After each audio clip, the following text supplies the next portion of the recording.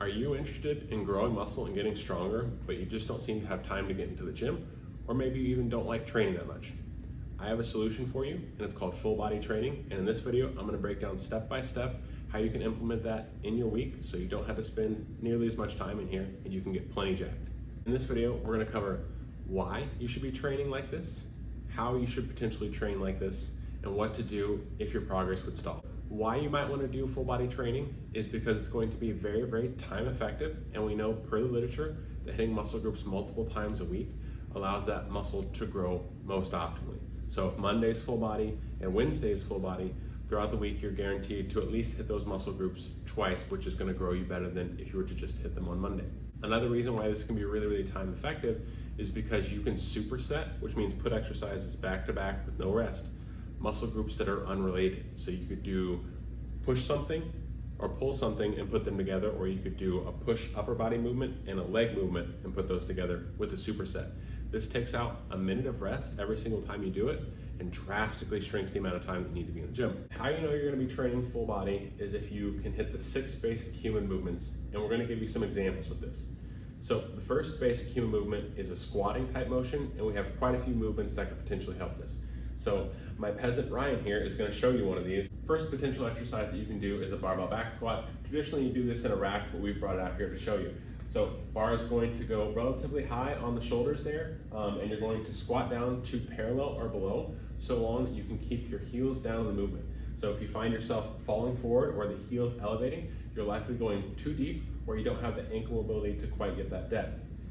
A few ways that you can solve this: putting plates underneath your ankles, or potentially getting 1.5-inch elevated weightlifting shoes. Both of those will solve the problems. So here's a good example of what it should look like. Nice and slow, going all the way down. You see his hips are getting well below his knees. That means he's getting to at least parallel, and that's going to make sure we're getting that quad in a very lengthened and stretched position, and it's going to cause a lot of growth. If you hate yourself and you hate happiness, you could consider going to a front squat. Can you do front squat? Yeah. And you can do that in the front rack position, or you could do it in the cross rack position, whatever your mobility allows. This will likely target the quads a little bit more, but should likely only be used by people needing a lot of dedicated core work or athletes specifically, because we're putting so much loading through the core in the midsection, we're by definition taking a little bit of stimulus away from the quads. So use this sparingly unless you have very, very specific goals. The same parameters apply: squatting well below parallel, making sure we're keeping the heels down, and that's going to be the basis of this movement. If you'd like to regress this a little bit, and both of these options are a little bit too hard for you, you could do a goblet squat, which is where you hold a dumbbell in your palms like this towards your chest, and then again squat back down to parallel. This is oftentimes a really good exercise to learn how to appropriately hit depth, and it does help you keep your balance quite easily. The same previous squatting rules apply to all of this. So now we've covered the squatting style motions. If you implement that at least once a week, but ideally twice a week, that basic human movement is going to be taken care of. Basic movement number 2 is going to be a hip hinge style movement. What we mean by a hip hinge is if you imagine your hips from the side as a door hinge, essentially you're folding at the hips. So if you're doing some type of movement that is folding at the hips and really activating like your glutes and hamstrings, you're going to checkbox this. The first one that I recommend for most people, if you can do good form on it, is going to be the barbell deadlift. A few fundamental pieces of the deadlift is going to be the bar starting at about mid-shin. Plates do this for you quite nicely. If you have to go lighter, you can arbitrarily stop at about the middle of the shin. The next thing you're going to want to do is keep your shoulders back. A good cue for this is imagining putting your shoulder blades in your back pocket and keeping your chest nice and big and nice and high. And then you're going to be pushing the hips back and gradually bending the knees until you're able to grab the bar with a straight back. You can set up this differently, but so long as your back is straight and the hips are sunk a little bit and the bar is nice and close to you, that's a good starting position. So this is a good starting position for us. As you can see, the back's nice and straight, the hips are relatively low, the bar is close to the shin. That's going to be the checklist that you're looking for. And then from there, through keeping a big chest and the shoulders back, you stand the bar up to full extension. Yep, just like that. Keep going. A few common faults that can happen is if you take your grip much too wide, or if you're not mobile or strong enough to keep your back straight, those can cause some issues. So make sure your grip is shoulder width and make sure through either filming yourself from the side or looking in a mirror that you can keep the back nice and straight. If you can't, consider going lighter or even reducing range of motion. Next one is a derivative of this. It's called a Romanian deadlift. You do almost the exact same starting setup, except you're going to keep the knees quite a bit straighter. So in a deadlift, you are allowed the knees to bend quite a bit. The start of an RDL is you're hinged over it more and the knees stay a little bit straighter. You still want to keep that nice flat back, just like that, and then you would stand it up just like normal, keeping it close to you.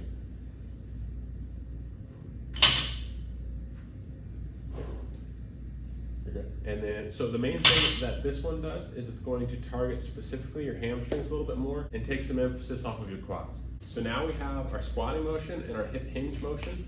Neither of these two movements are possible for you. You can consider doing some type of hamstring curl or glute bridge. So now in our program, we have our squats done and our hip hinge done. Now we can move to the upper body.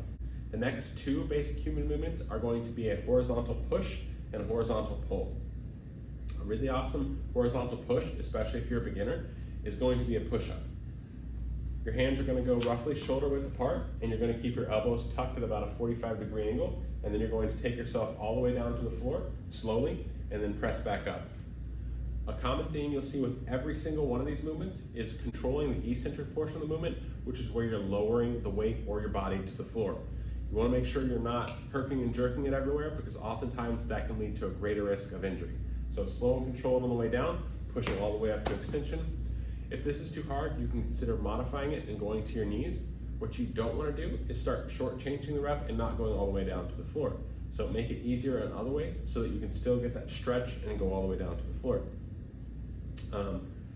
A progression of this that you can do is going to be the bench press, where you largely repeat almost all of these mechanics, except you're lying on your back and pressing a barbell up where you would be pressing the floor up, where you would be pressing the floor away. The horizontal pull that we'll talk about is going to be a barbell bent row or a dumbbell bent row. So now that you guys are experts on deadlifts, the barbell bent row should be really, really easy for you, because you're going to take that starting RDL position where you're hinged over, and you're going to let the bar dead hang there. A common thing you want to note here is you want to be inside of a 45-degree angle, meaning this is going to be not low enough. This, or what Ryan's doing, is great here. As it gets heavy, you're going to want to stand up, and I would encourage you not to. Once you're in this dead hang position, you can start rowing up to just above your belly button or your sternum area. Good. Another common fault that people might do on this is start to slide the bar up the leg, and it looks like you're almost just like pulling it back into your hips. That's making the movement orders of magnitude easier. So you want to make sure you're hinged, dead hang, and you're rowing basically straight up and down. Some other variants of this would be completing this movement with a dumbbell or doing some type of machine or cable row. The same rules tend to apply. Advanced tip on your rowing movements: instead of keeping your shoulders back for the whole time, at the end of your rowing movements, you can actually allow the shoulder to go a little bit forward. And it gets you just a little bit more stretch, and it's like you're going to grow your back musculature a little bit better. If this causes shoulder discomfort for you, we need to progress you and get you a little bit stronger first, or you might have a pre-existing injury that prevents that. The last two basic human movements are going to be a vertical push and pull. So a very, very common vertical push that we can talk about is going to be the barbell overhead press. You take the bar right in front of the shoulders, kind of what you were doing almost with the front squat, except it's not a rack position. Your elbows are going to be stacked right underneath it, and then you slightly get your head back behind the bar, and you press it vertically straight up and down. Good. A common fault that can happen with this is people will press the bar and almost kind of press it out. What you want to do is press it up, and then it should end over kind of the back of your head. So once your head gets away, how it should look from the side is that bar is directly over the back of your head and your spine. That's a really good vertical pressing movement, and you can also recreate this with dumbbells or machines. Oh hey, didn't see you there. Our vertical pulling motion, we're likely going to start with a pull-up if you can do it. So you're going to want to take a grip that's roughly shoulder width apart, not too wide or not too narrow. That just cuts down your range of motion. And then essentially you're going to be pulling your collarbone to the bar, pulling straight vertically essentially. Good. And then slow on the way down. And you don't have to keep doing this because they're quite hard. Some common faults that people will do with pull-ups is they'll cut their range of motion quite short and not go all the way down. But we know from the literature on stretch-mediated hypertrophy that you get a disproportionate amount of growth in that stretch position. So make sure you're still doing full range of motion, getting that deep stretch at the bottom, and don't shortchange your growth. A similar movement to this that's a slight regression that most of you likely can do is going to be a lat pull down, which is essentially just a bar that's on a cable that you can dictate the weight on. That's a good starting place if you can't do pull-ups, and both have their rightful place in most hypertrophy programs. How you determine how many sets you should do throughout the week, whether you're training on 1, 2, or 3 days per week, you should do this to the point where you start to see yourself getting a little bit weaker and a little bit of that stiff jello arm dead feeling. That feeling when you get out of a leg press and you kind of have to hold on because your legs are really, really tired and they can't quite work properly. We call that in sports science disruption, and when that's present, you've likely stimulated muscle growth. So for the first week, I recommend you starting when you get that in most muscle groups, and that's your baseline. So it might be 2 sets for legs, it might be 1 set for upper body. Everyone's gonna be a little bit different. And then each week that isn't present, you can consider adding a set to that muscle group. So let's say week 2, my legs are no longer feeling that jello-y dead disruption feeling. I might add the 3rd set there, right? That's how you're gonna progress it week to week. Eventually, you'll get to a point where your performance is gonna start to stall or plateau, and everything's going to be quite difficult. When you get to this point, you should consider taking a deload week, which is essentially a week where you're spending very little time in the gym, maybe even a full week off. If you do want to train during this week, you can go in and do about half of the sets that you were doing and half of the weight that you were doing. Essentially, it's a glorified warm-up to promote recovery. We do this to drop all of that fatigue that you've built up from all these weeks of super hard training, and at the end of it, you're going to be well rested and quite a bit stronger.